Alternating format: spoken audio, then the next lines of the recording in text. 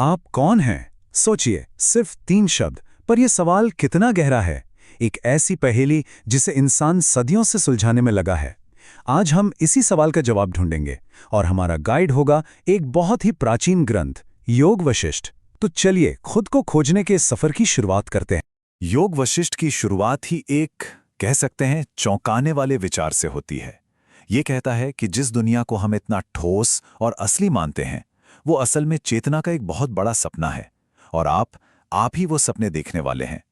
जैसे सपने की दुनिया सपने देखने वाले के मन से अलग नहीं होती, ठीक वैसे ही ये संसार भी उसी परम चेतना का हिस्सा है जिससे हम सब बने हैं। तो अगर ये दुनिया एक सपना है, तो फिर सवाल उठता है कि इस सपने को अनुभव करने वाला टूल, वो उपकरण क्या है? जवाब है हमारा मन। ये मन ही वो इंजन है जो हमारे हर एक अनुभव को चलाता है। तो सबसे पहले चलिए इसके काम करने के तरीके को थोड़ा समझते हैं। योग वशिष्ठ मन को 2 हिस्सों में देखता है। पहला है चित्त। इसे आप अपने फोन की स्क्रीन की तरह समझ सकते हैं, जिस पर आपके सारे विचार, आपकी भावनाएं, आपकी यादें, सब कुछ लगातार चलता रहता है। और दूसरा हिस्सा है बुद्धि, यानी हमारा विवेक।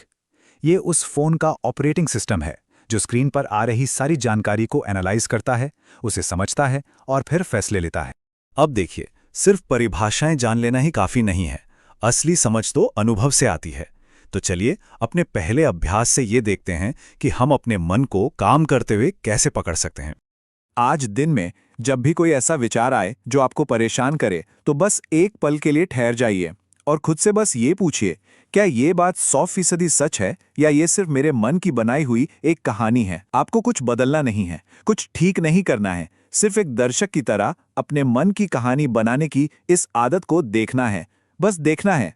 अच्छा, तो हमने मन रूपी इंजन को तो समझ लिया, पर इस गाड़ी को चला कौन रहा है? इस सपने को आखिर देख कौन रहा है?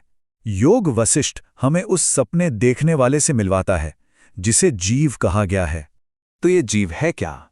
कल्पना कीजिए, एक अनंत चेतना है और जीव उसकी एक छोटी सी चिंगारी है, रोशनी का एक कण जो इस शरीर और मन से जुड़कर खुद को एक अलग व्यक्ति के रूप में महसूस करता है।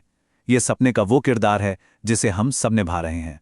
तो अब सवाल ये उठता है कि ये जीव, जो असल में तो निराकार है, इस दुनिया को महसूस कैसे करता है? इसका इस दुनिया से कनेक्शन कैसे बनता है?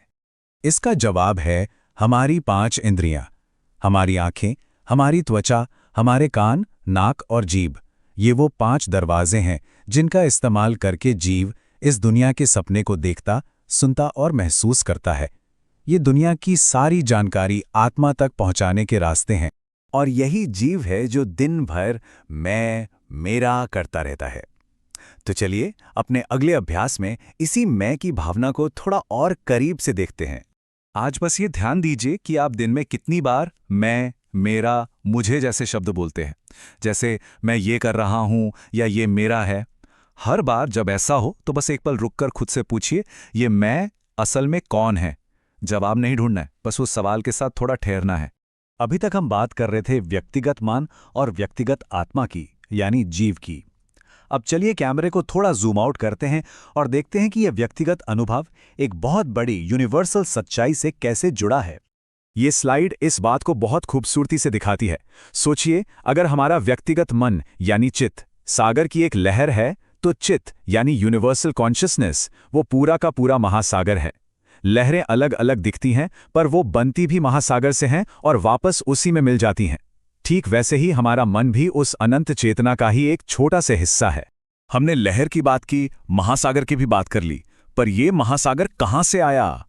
अब हम अपनी इस यात्रा के सबसे गहरे हिस्से में पहुंच रहे हैं, सबके स्रोत यानी ब्रह्म तक। ब्रह्म क्या है? इसे परम सत्य कहा गया है।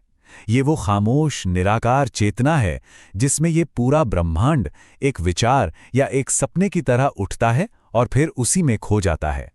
ये शब्दों और विचारों से भी परे है। योग वशिष्ठ के अनुसार यही हर चीज की और हमारी भी असली पहचान है। तो अब जब हमने इस पूरी यात्रा को देख लिया है, चलिए इन सारे हिस्सों को एक साथ जोड़कर देखते हैं, समझते हैं कि ये सृष्टि का बहाव एक से अनेक तक कैसे होता है। ये स्लाइड पूरी प्रक्रिया का एक तरह से सार है। देखिए, सब कुछ ब्रह्म की शांत अवस्था से शुरू होता है। उससे यूनिवर्सल चेतना यानी चित्त प्रकट होती है। चित्त में व्यक्तिगत आत्मा जीव का भाव उठता है।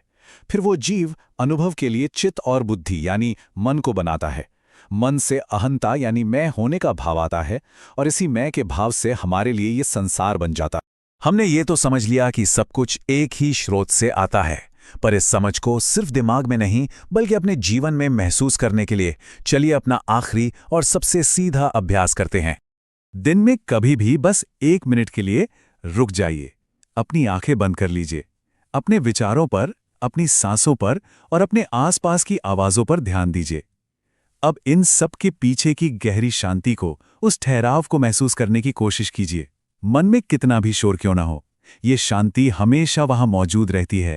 योगा वशिष्ठ हमें यही याद दिलाता है कि ये जो गहरी शांति है वही ब्रह्म का अनुभव है। ये हमेशा हमारे साथ है। असल में यही हम हैं। इस विचार के साथ आप अपनी असली पहचान की खोज को जारी रख सकते हैं।